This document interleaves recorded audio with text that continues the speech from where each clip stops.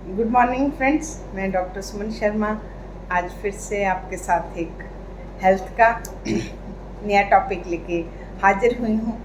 मेरा आज का जो टॉपिक रहेगा वो पेट से रिलेटेड है।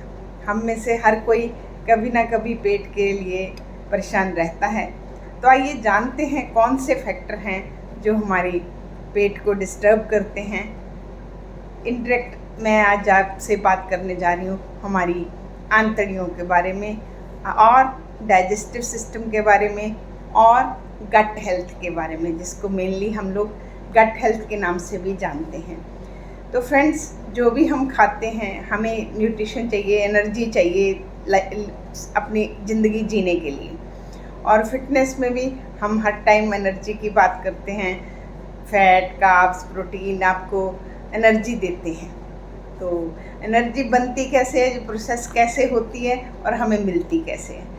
मान लीजिए आपने एनर्जी आपके पास बहुत सारी पड़ी है बट आपकी इंटेस्टाइन ठीक से काम नहीं कर रही, तो वो एनर्जी जो बनी है डाइजेस्ट नहीं होगा और एब्जॉर्ब नहीं होगी, तो आपको एनर्जी नहीं मिलेगी। इसलिए गट हेल्थ का हमारी फिटनेस जर्नी में बहुत बड़ा रोल है कि जो भी न्यूट्रिएंट हम दे रहे हैं क्या वो प्रॉपरली एब्जॉर्ब हो रहे हैं या नहीं हो रहे। इसलिए फ्रेंड्स, आज मैं नज़र डालूंगी कि कौन से ऐसे फैक्टर हैं जो हमारी गट हेल्थ को अफेक्ट करते हैं। आइए जानते हैं फ्रेंड्स। सबसे पहले मैं बात करूंगी स्ट्रेस की। जो क्रॉनिक स्ट्रेस है वो हमारी गट हेल्थ को अफेक्ट करता है। हमें गैस ज़्यादा बनाता है, एंजाइम कम निकलते हैं और हमारे पेट के लक्षण बहुत सारे, ब्लोटिंग, कॉन्स्टिपेशन, हजम नहीं होना, उल्टी का मन होना, पेट फूलना, बहुत सारे फ्रेंड्स इसमें लक्षण आते हैं।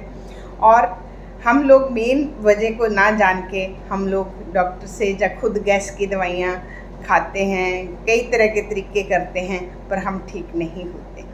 तो फ्रेंड्स, मैं आज आपको बताती हूँ कि स्ट्रेस का डायरेक्ट इफेक्ट हमारे गट हेल्थ का है। कई बार हम ऐसा भी बोलते हैं कि गट हमारा सेकंड ब्रेन है। एक IBS नाम से बीमारी आती है जिसे हम इरिटेबल बाउल सिंड्रोम बोलते हैं। उसका एक्चुअल में कोई इलाज नहीं होता। क्यों इलाज नहीं होता? कि मरीज उसे समझता ही नहीं है कि उसे क्यों बीमारी हो रही है। उसका इलाज है ओनली लाइफस्टाइल चेंजेस।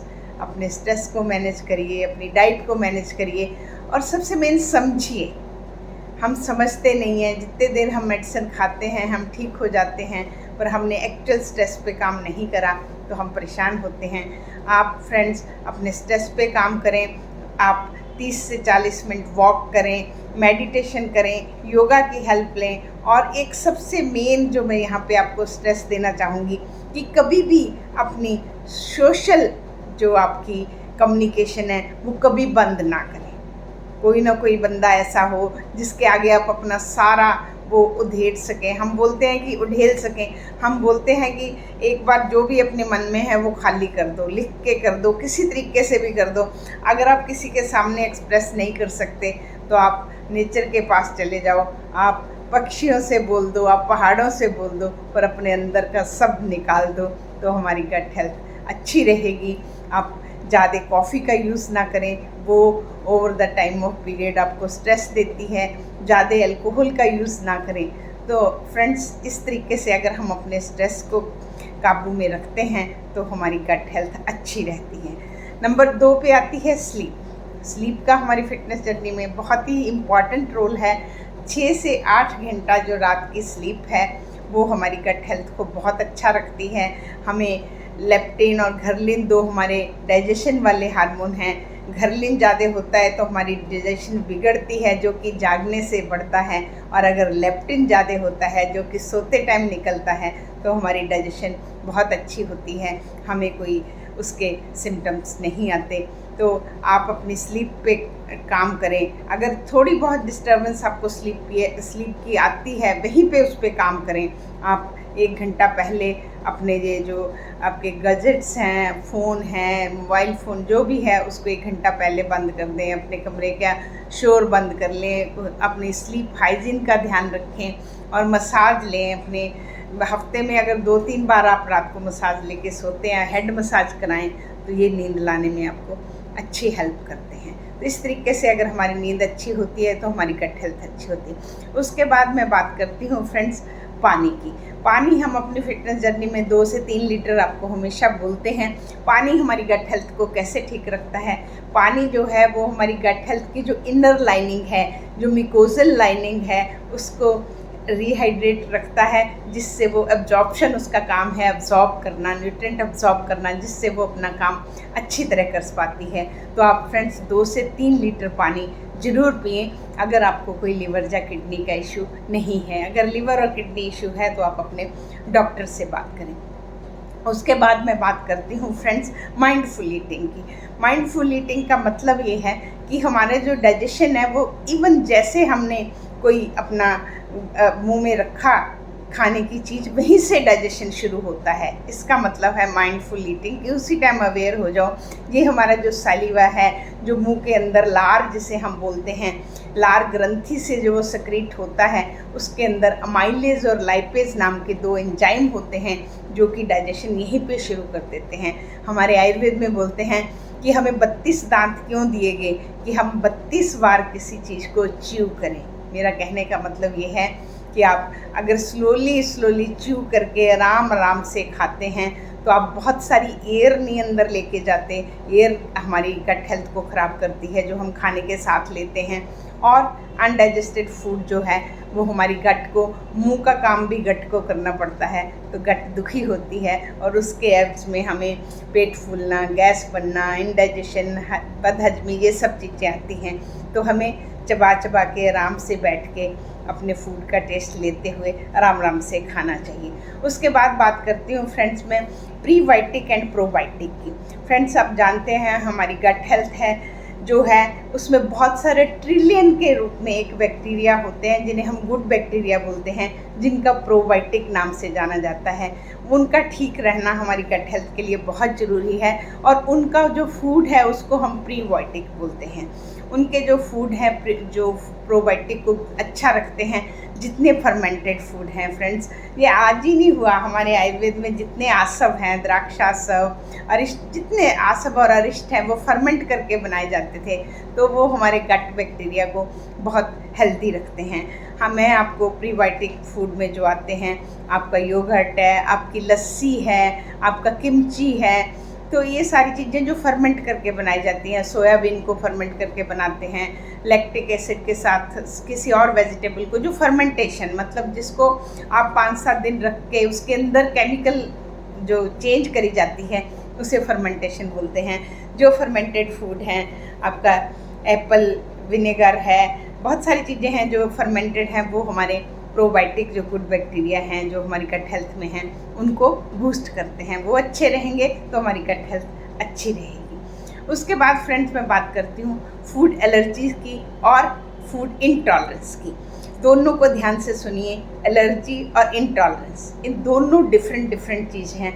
अगर हमें किसी फूड से एलर्जी है, हमने उसे खाया, इमीडिएटली रिएक्शन हुआ, रिएक्शन में कुछ भी हो सकता है, आपको खुजली हो सकती है, आपको चकत्ते हो सकते हैं, आपके मुंह में जलन हो सकती है, आपको स्वेलिंग हो सकती है, कोई भी लक्षण हो सकता है। एलर्जी जो है वो हमारा इम्यून सिस्टम, जो हमारी बॉडी का रोग प्रतिरोधक क्षमता है, उसका रिएक्शन है, और जो इंटॉलरेंस है वो हमारी बॉडी के अंदर उस फूड को टॉलरेट करने वाले एंजाइम नहीं है। जैसे आपने बहुत सुना होगा लैक्टोज इंटॉलरेंस। लैक्टोज इंटॉलरेंस जो हमारा डाइजेस्ट करने वाला एंजाइम होता है लैक्टेज, जिन लोगों में उसकी कमी होती है उन्हें लैक्टोज इंटॉलरेंस होती है। तो ये मेन डिफरेंस इनमें है कि एलर्जी है तो आपका इम्यून सिस्टम काम कर रहा है, और अगर आपको इंटॉलरेंस है फूड की तो आपके अंदर उस फूड को पचाने का, जो उस फूड को डाइजेस्ट करता है, वो केमिकल नहीं है, वो रसायन नहीं है, वो एंजाइम नहीं है। तो फ्रेंड्स इसको हम कैसे जानेंगे? हम एलिमिनेशन डाइट इसके लिए बोलते हैं कि आप एक फूड डायरी मेंटेन करें, उसमें आप लिखें कि आपको कौन सा फूड आपने यूज़ किया और उसके बाद क्या हुआ, आपको खुद ही समझ आ जाता है। लैक्टोज इंटॉलरेंस बहुत कॉमन है। बीट एलर्जी जिसे हम सीलिएक डिजीज़ बोलते हैं बहुत कॉमन है। उन लोगों को पूरा वीट का मना किया जाता है। अगर टाइमली ये चीज़ें डायग्नोस हो जाती हैं तो आपको बड़ी बीमारी नहीं होती। अगर टाइमली डायग्नोस नहीं होती, मान लीजिए आपको वीट एलर्जी है, आप खाने में हमारे हर कुछ वीट से बनता है, आपको कंटिन्यूसली पेट के लक्षण रहते हैं, आपको कभी कॉन्स्टिपेशन रहती है, कभी डायरिया रहता है, वेट आपका कभी बढ़ता नहीं, आप एकदम स्लिम रहते हैं और दुखी रहते हैं, हर टाइम आपको इश्यूज़ हैं, तो फ्रेंड्स जब हम डायग्नोस कर लेते हैं कि आपको सीलिएक डिजीज़ है, इमीडिएटली हम गेहूं और गेहूं से बने हुए सब कुछ बंद कर देते हैं। पेशेंट बहुत अच्छे से रिकवर करने लग जाता है। तो इस तरीके से फूड एलर्जी भी हमारी गट हेल्थ को जो है वो नुकसान करती है। उसके बाद फ्रेंड्स मैं बात करती हूँ, आप अपने फूड पे ध्यान दीजिए, आप नज़र मारिए, आप नो कहना सीखिए, नो टू ट्रांस फैट। जितने प्रोसेस्ड फूड हैं बाहर से बन के आए हैं वो हाइड्रोजनेटेड ऑयल से बनते हैं। हाइड्रोजनेटेड ऑयल की मैंने बात करी थी कि जो हमारा प्लांट वेजिटेबल ऑयल है उसी को हाइड्रोजन से प्रोसेस करके टू कीप लॉन्ग लाइफ देने के लिए, सेव करने के लिए उसी ऑयल को, ये जो कंपनीज हैं जहाँ मार्केट में यूज़ होता है, उसी ऑयल को उनका कंपोजिशन चेंज कर दिया जाता है। जब उसमें से हाइड्रोजन को गुजारा जाता है, केमिकल प्रक्रिया करी जाती है, तो वो अनसैचुरेटेड ऑयल सैचुरेटेड में बदल जाता है।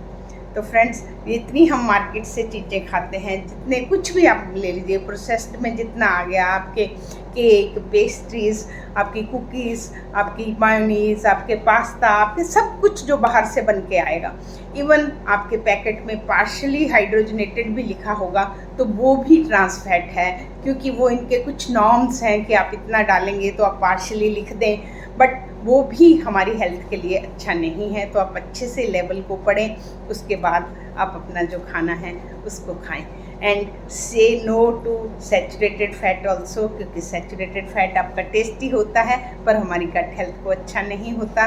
जितने हम ये मीट्स और जितने हैवी फूड्स हम लोग खाते हैं उसके बाद हमें डाइजेशन प्रॉब्लम जो है वो हो सकती है।